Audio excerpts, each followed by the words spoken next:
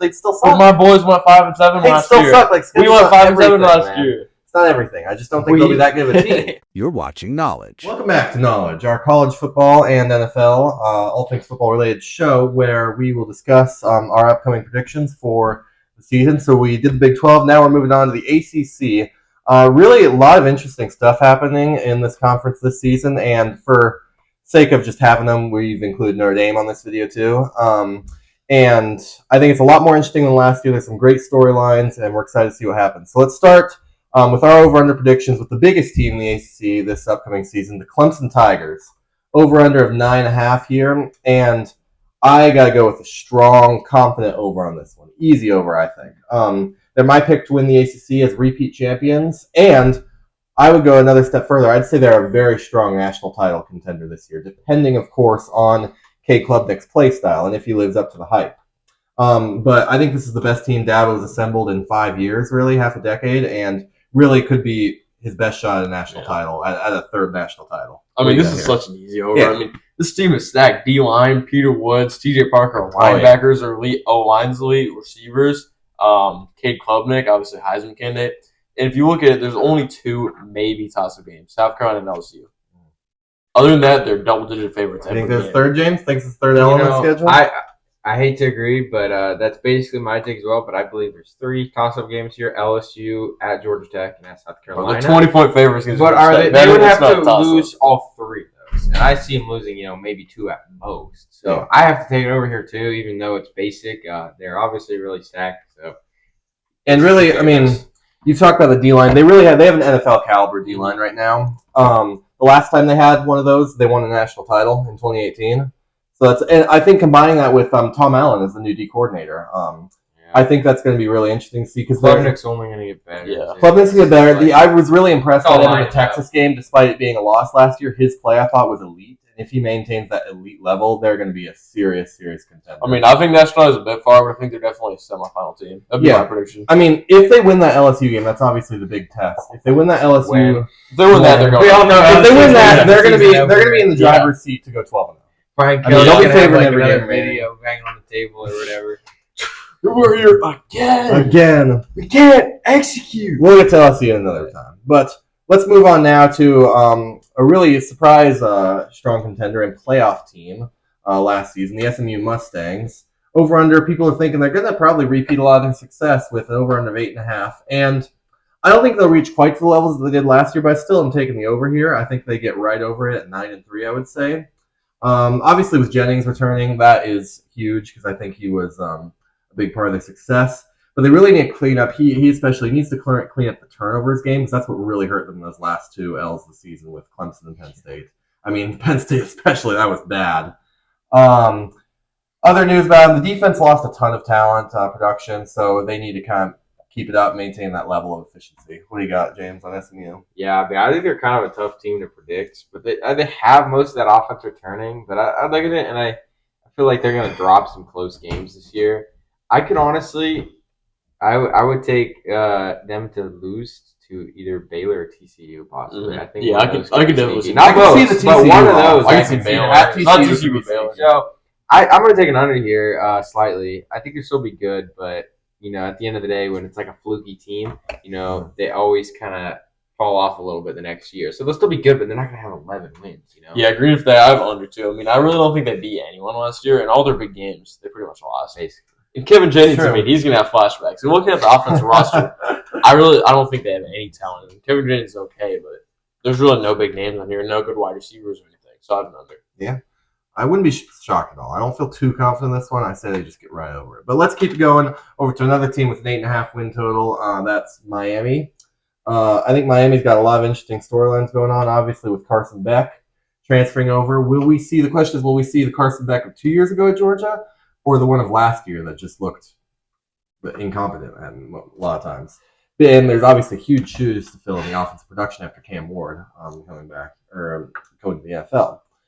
So maybe if that offensive production isn't quite to the level as it was, then the defense really needs to step up because it was kind of subpar, and they just kind of were able to coast off of Cam Ward last season. But still, I got the over on them. Again, I think they went 10-2 last year. I think they could go 9-3 or around 10-2 this year. maybe be on the cusp of that playoff, but not quite there again. It would be Yeah, I'd go over too. I think 9-3. I mean, I think this offense. I think O line might be one of the best. I mean, Francisco Magua, Inez Cooper, I think is really good. Then Carson Beck might look really stupid, but I think he's gonna be good. Said the sloth. And then I do think the defense can improve, Snapchat. especially the young talent on D line. I think it's gonna be much better. That's gonna help them win some key games they didn't win last year. For example, Notre Dame. I think they pulled upset week 1. I wouldn't be shocked at all. Notre Dame has done poorly in Miami the last time they played, and could be what's the term again? Hangover from the national title season. Walking in thinking they're the big elite team. I wouldn't be shocked at all to see that. What do you got? Yeah, no, I actually do agree. I could see Notre Dame losing that game 1, but I mean, I can also obviously see them winning. And Miami, for me, it just comes down to if they couldn't do it with Cam Ward last year, how are they going to do it with Carson Beck? Because he's a step back. I think Cam Ward is a far better player. I have been a Carson Beck hater. We know for what a while, Carson Beck is by this point. And even on Miami here, I don't think he's going to be any better. So it's just they got worse, and so they're not going to have as good a season without Cam Ward. The defense, they lock it in. And the question is, too, I mean, defense locking in. Say they get even 10 wins but just don't make the playoff. Is that going to be enough? Are people going to be satisfied with Mario Cristobal for missing out on the playoff again this year? Miami hasn't won 10 wins. Or by not losing in the top wins. They just can't fall apart then like they did last year. They can't fall apart. Yeah, I don't know. I'd take an under here, but it's close. It's just Notre Dame and Florida are kind of their only hard games. They'd have to lose both, but I could totally see that happening. Yeah. Let's keep it rolling on to the Georgia Tech Yellow Jackets. Over in the 7.5, I like this Georgia Tech team a lot this year. I like what I saw them last year. They got a really great, just physical, like kind of tough culture that is different from what you see in a lot of the rest of the ACC. They got a ton of returning talent with the Haynes King, obviously the great quarterback play from last year. Joel Haynes, so their top running back and their top wide receiver, Malik Rutherford, all returning. So really they get a lot of that great production back. And even better. And so I think the expectation is going to be probably an ACC title appearance for them. They're going to want to make that title game and really compete for an ACC. They want to be a contender this year, you know? Yeah, well, I'm going to have to go for under. I think 7-5. I still think they're decent. I like Haynes King, but he's nothing special. I do think they lose to Colorado week 1 because I was a big Colorado fan.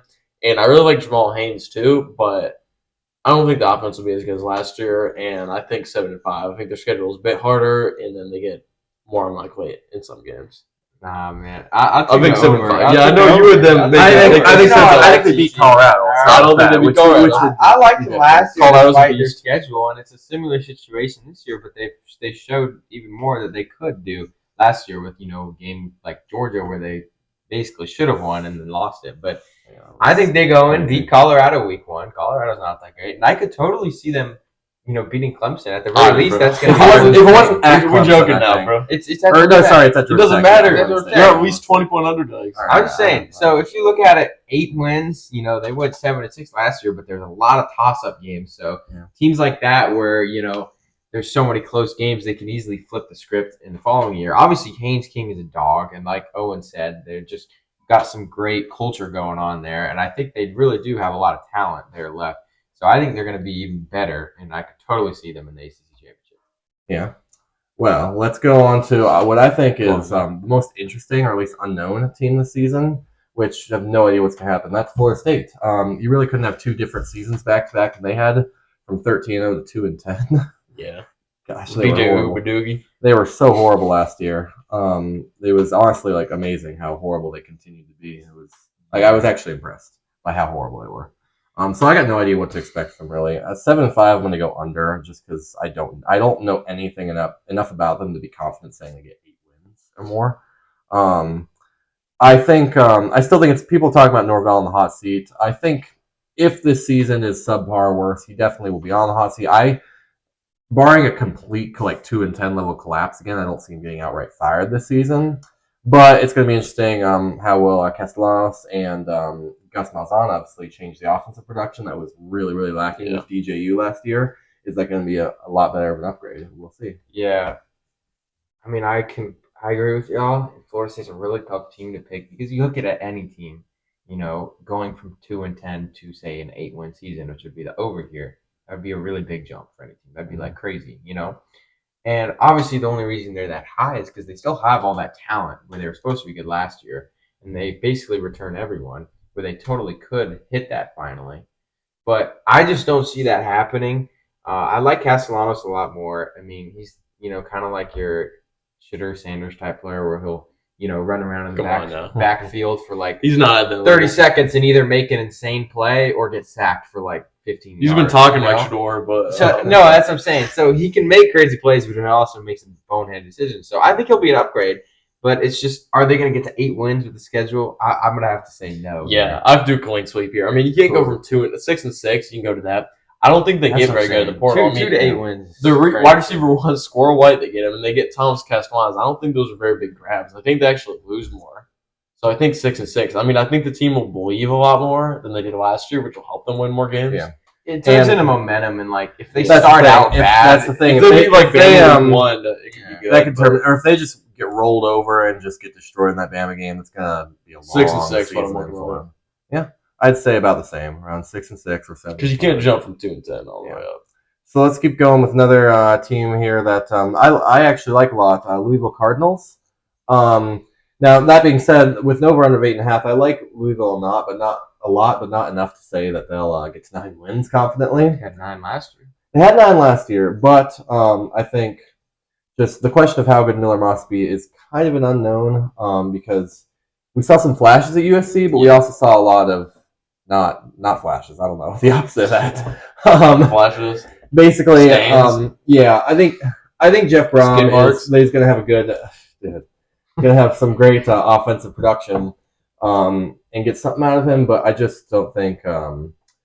I think they could be undefeated going to Pitt for sure, and maybe even Miami. They could be undefeated, but still, I think they lose. Miami, Clemson, SMU, all toss-ups, along with even who knows at Virginia Tech is always tough in Blacksburg. So. I don't feel that confident enough on them this year. Yeah, I've been under too. I mean, you could argue the best QB running back wide receiver duo, but I don't think they have much good outside of that. And I do think the schedule gets worse. And Miller Moss, I don't know. I mean, he looked okay in some games, but I'm not super confident about him. So I'd say 8-4. I think they get worse than last year. Yeah. I'm gonna have to disagree with y'all, and I will say I do think they go undefeated going into that Miami game. I mean, the hardest game there is maybe at Pitt. And I think that's easily one they could win. So they go into that, and I think they have a good chance winning at Miami there. But still, that's going to be defining. Is they basically have to, beat. It would be big to beat Miami or Clemson. I don't think they're going to win Clemson. So they really would need that game. They'll beat Kentucky, in my opinion, pretty handily. So I'll take 9 here. I mean, they return most everyone. Like Chuck said, I mean, I think Miller Moss and the rest of that offense. I would have it down as being an improvement, even if it's not a huge jump. I liked what I saw out of him. So I think generally they're going to be able to, at the very least, probably repeat last year, 9-4. All right, I'll respect it. Now let's go on to the North Carolina Tar Heels. One of the most interesting things, Bill Belichick coaching there for the first time coaching college football next season, assuming Jordan lets him. And their schedule really is one of the biggest interesting things is that it's really a complete joke. It's very, very favorable. You dodge both Clemson, you have Clemson, but you dodge Miami and some of the other toughest teams in the ACC. You really get a lot of the bottom half there in the schedule. Give me the over on North Carolina, just mostly because I think it'd be fun. 8-4 is just not going to happen. I think it'll be fun. So I'm going with it. I'm buying into Bill Belichick. So. Yes, Bill Belichick wants to coach the NFL. It's very clear he took this job because there were no NFL jobs that wanted him last year. And as soon as an NFL job does want him, he's going to be gone.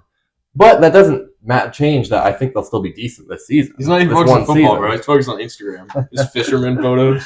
I think he still, despite everything, I think particularly on defense, I think Belichick still knows how to coach. And I think with enough of that and the favorable schedule, I think they'll be all right. But I just kind of want to buy into it and have a fun time like Colorado. You have several times. 6 and 6. Yeah, I mean, I think they're like the off-brand Colorado. They're not going to be good. And Gio Lopez, their QB from South of Alabama, what I've seen from him, I don't think he's very good. The non-conference, it's kind of easy, but it's also toss-up. Like UCF and TCU, they're easy, but they're still toss-ups. I can see them losing both those, so I think 6 and 6. And then Bill Belichick is going to retire. You know, I don't know. this is probably my least confident take in the ACC, but because of the schedule, I'll take an over here with Owen. Yeah. You know, I think TCU is going to be tough week 1, but you look at this, and they do have some favorable games in there. I think as long as they, Bill Belichick actually has that culture built up, they'll get that over. Yeah. All right, let's keep going on to. I feel like I keep picking overs here, but I got the over on the Pittsburgh Panthers here with 5.5. I like Pitt again this season. Really a weird one last year, starting off 7-0 and then going 0-6. Yeah. Pretty crazy, but a lot of that was due. They had sustained some pretty bad injuries. So if Holston and Reed on their team are healthy with quarterback, especially with Holston, I think they could be decent again. I think 5.5, like dropping down to 5-7, I think would be a pretty big drop, especially because the schedule, although you get that Notre Dame draw, is not horrible. Really, I don't think. I can totally see 6 wins on here pretty easily, especially in that backyard bowl. West Virginia is going to be a fun one, I think, and that'll kind of determine. We'll see what happens, but I got them weighing that personally. We got James. I mean, they went 7-6 last year. Win total's pretty low, 5.5. I will take under here, mainly because of their schedule. I mean, even like their last 3 games, Notre Dame, Georgia Tech, Miami. Tough stretch. That's a really tough stretch, man.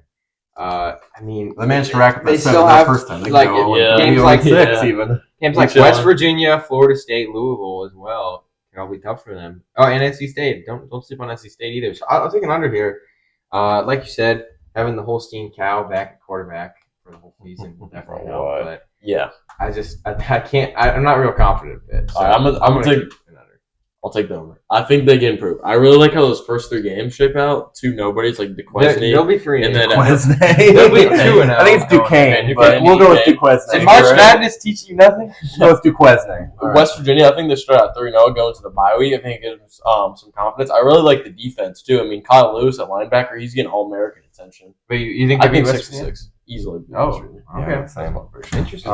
Big ACC is slots. Big 12 is a different level. Big 12 is a group of 5 slop. Yeah, that shows the difference for them. All right. Now, can we go into NC State? And NC State really, despite being 6-7, that was one of the worst years they had. They're quietly a very consistent pro. Like they're the team you forget. You always look at you like, man, they won 9 games last year. Like, that happens all the time. Always aim for 9-3. That being said, like that makes me want to pick them to say they'll get the over, but combination of 2 things. The schedule is tough, so you get Georgia Tech, Notre Dame, Florida State, North Carolina, Miami. Especially the latter half is very tough. But really just my gut kind of just says that I don't like picking the over here. I don't feel confident in that, so I got to go with the under. They're really switching out. They've got a new offensive coordinator and new defensive coordinator, so this team's going to look quite a bit different. We don't really know what's going to happen. They had a lot of change. So I don't think that's enough to really get them to like this back to 7 or 8 range this season. I think it's just too many unknowns. I like over. I like a couple of things. I like the schedule. I like a couple players on offense. So Jolly at tight end. He's probably all I see. And then I like CJ Bailey. He's pretty good as freshman last year. I like both of those. And then I like the over 7-5. All right.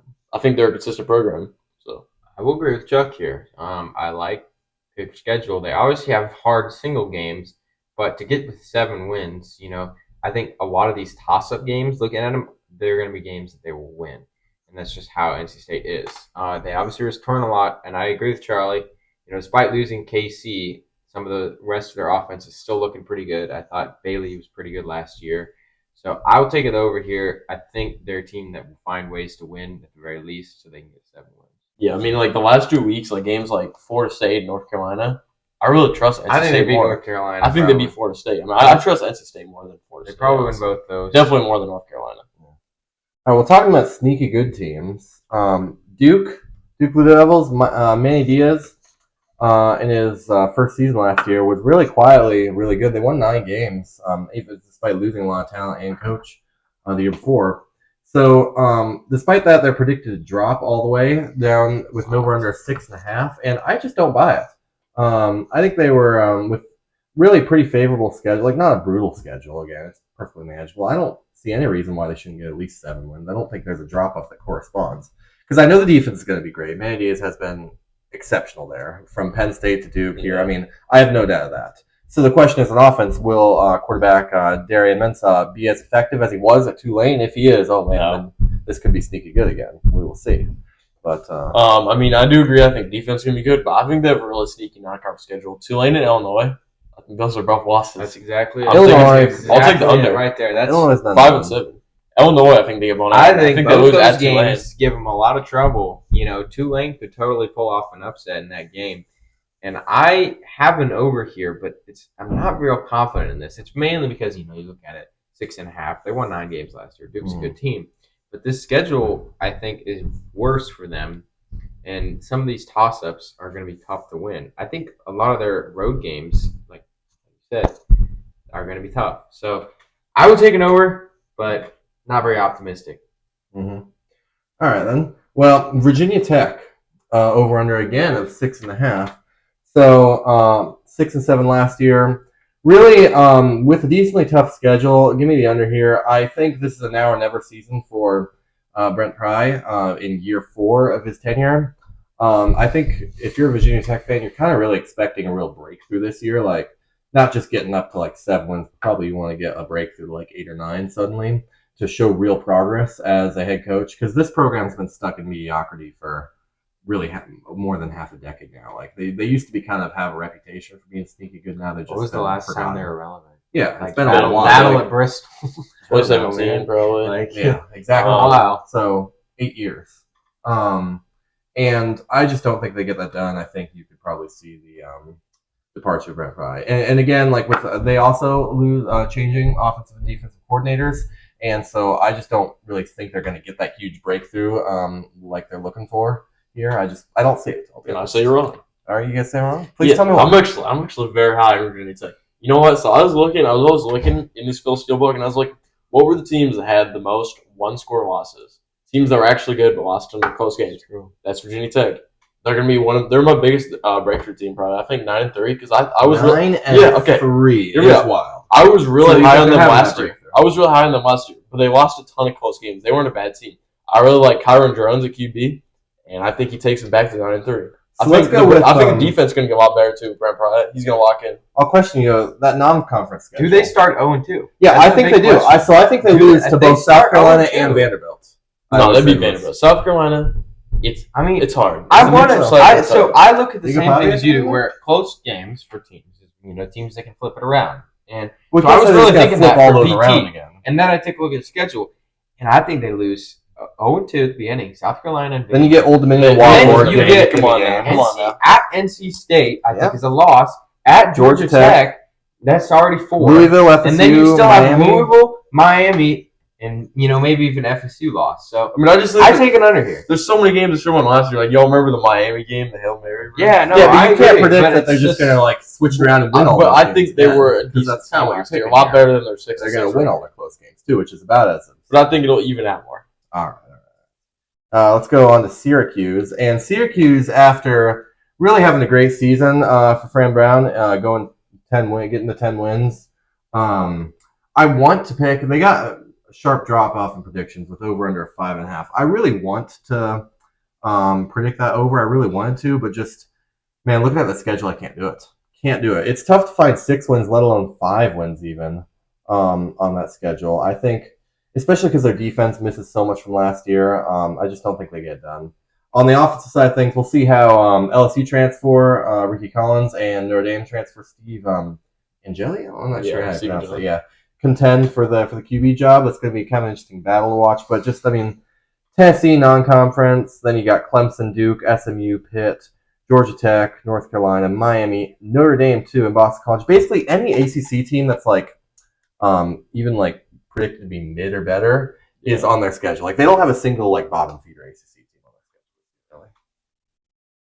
We got on this team. You're not wrong there, and that's why I had some trouble here. But I look at this, and I think Syracuse was a good team last year. I think they're well coached. I think E-Rob is going to have that defense looking good still, despite what they lose. The offense is obviously more concerning. They only have 2 returning starters, and those transfers really have to pan out if they want to be competitive. Yeah, you got to get to that Kyle McCord level. So, Kyle McCord level. The pit game. Honda level. Those who know the pit game. Starting at Tennessee and then having at Clemson pretty soon after. It's going to be a rough year, I think.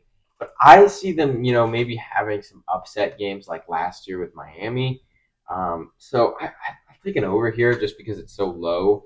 Only 6 wins from they won 10 last year. They obviously lose a ton, but I think the coaching here, what they've done, I think they can still stay relevant at least. Yeah, I have the under. I mean, I was like, they won 10 games last year. I was like, bro, 5.5, and I saw the schedule. I was like, yeah.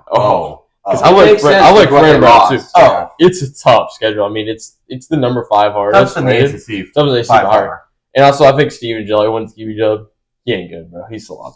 No. They're going to go 5-7. It's just way too hard a schedule for them. Yeah. Let's keep on going to the next orange team with the Virginia Cavaliers. Over under 6.5. So people are predicting them to be better despite going 5-7 last year. Really just because they're kind of the inverse of Syracuse there. Their schedule is pretty dang favorable. But similar to another Virginia team, Virginia Tech, you got coach in year 4 with Tony Elliott, and you haven't really seen any type of really progress at all, I'll be honest. Yeah, this year was progress. 5-7 is 5-7 good for their kind. It's good for their kind. It's true, but this is kind of a make or break. It was progress, but will they continue that progress? There's just not a lot of talent on this team, to be honest. And I just don't see. They lost both their top 2 pass catchers and leading rusher. And Chandler Morris, I'm not going to say that's going to like pan out or anything because he's a complete unknown. So make or break here, I again think you can see the departure of Tony Elliott after this year once they realize it's just not working. Yeah, this is my biggest sneaky pick. I'm taking a huge over. Huge over. What's the record prediction? 8-4. I love their schedule. It is the easiest schedule. Their non-conference is NC State. NC State counts as their non-conference team because they couldn't find it. That's how easy their schedule is. Yeah, and they don't have a single non-conference. They beat NC State. They're going to shock the world. But they're not going to win at NC State. 8-4. They have the easiest schedule in all Power 5. I like the schedule. I love the schedule. I like 7 wins when they won 5 last year. I look at this and I see them losing to NC State, at Louisville, then you got probably Virginia Tech and at Duke as well. My boys are racking those up. Delusional. Florida State toss up. They have one of the most favorable. At Cal could even give them struggles. They're not that good of a team, But the schedule is the easiest in Power 5. It is, but they're not that. They're not that great. But that doesn't help when your team just sucks. When you just suck. To win 7 games at any level. If Purdue had the easiest schedule, like last year's Purdue team had the easiest schedule, they'd still suck. Well, my boys went 5-7 last year. They'd still suck. Like we went 5-7 last year. It's not everything. I just don't think they'll be that good of a team. They're already we. I got to support my team. Okay. Well, let's go on to BC, Boston College, over under 5.5. Bill O'Brien last year with Castellanos too for at least part of the season. They were decent, I would say. Not like anything shocking in the world, but they did all right. I think they get the over here, but barely. I think they get 6-6. I think they're a bowl team, but not much better than that. They got a decent amount of talent, so it's going to be seeing what Bill O'Brien can put together in year 2, like kind of how he can build upon. Last year's going to be really interesting. Just a side note, they got a pretty tough schedule. I mean, the stretch from really Clemson, Louisville, Notre Dame, SMU, Georgia Tech, with just Connecticut is pretty tough there. So you also get Michigan State in the non-conference. That's not the best.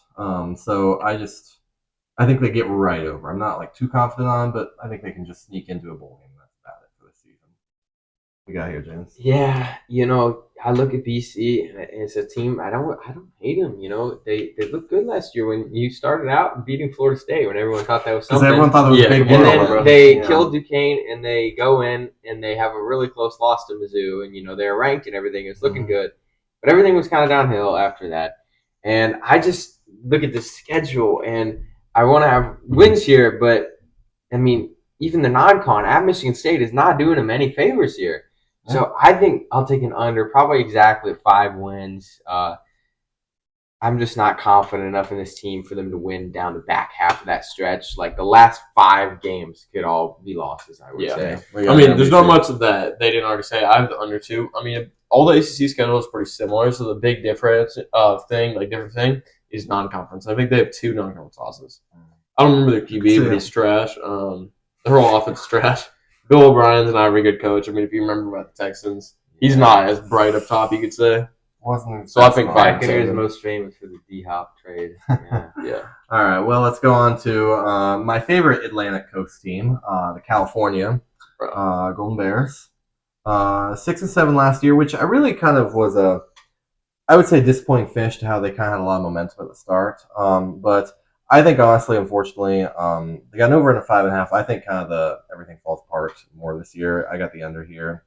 I think still those effects of traveling is going to be. I mean, we saw in some teams, not so much on Cal. We saw in some teams it was rough last year, but you got Minnesota in the non-conference schedule. That's a loss, I would say, pretty confidently, really.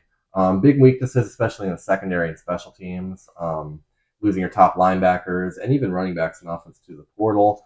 I just don't see enough to really be confident on this year. I'm not seeing it. Yeah, but I do. All right, what do you see? Tell me what you see. Okay. It's not a hard schedule. There's a lot of toss-up games. Like at San Diego State, at Oregon State. I think we win those. I like this team. We win those. Okay, Cal's got Devin Brown coming in. They got Jamal Wiley at running back. I think they're going to dominate. They got really good linebackers, too. I see 6-6. I see them beating teams like Oregon State. I see them beating teams like San Diego State, Stanford, and a couple other wins. I could see them beating Minnesota totally because it's at home. Yeah, so no, I say 6-6 completely. I look at Cal, and it's a lot like what you said with Virginia Tech. They had some close losses last year, where they lose stuff this year, but I think they could turn those around. Obviously, the Miami game is the glaring. Yeah, come on, bro. 25 look at the wins too, and they beat Auburn. So when they went in and beat Auburn last year, who's to say they can't win Cal would go all three of these non-con games? I'm not saying it probably would be my pick, but there's a reality where they start 5-0 here. Just looking at the schedule, and so even at its worst, maybe 4-1. I think they get to 6 wins pretty easily here. I think they're one of those teams that's going to be better. And obviously, the later half of the schedule is harder, but it's still more favorable as far as the ACC goes. I mean, they still have Stanford and both of the Virginias, so I think 6 is easy for them. Stanford's easy pickings. That's we'll get to in a bit. But let's go. We're getting to kind of the trash heap, unfortunately. Wake Forest. Let's go on to Wake Forest. Oh, boy. The Demon Deacons here. Well, first off, I'll be nice to them and say they got some pretty easy wins starting off. You got Kennesaw State, Delaware, Western Carolina. I mean, you got some joke schedules. So look at those wins, I think. And you know what? I think they pick up just a few more beyond that. They get Oregon State and maybe pick up some random upset somewhere else, but not much more than that.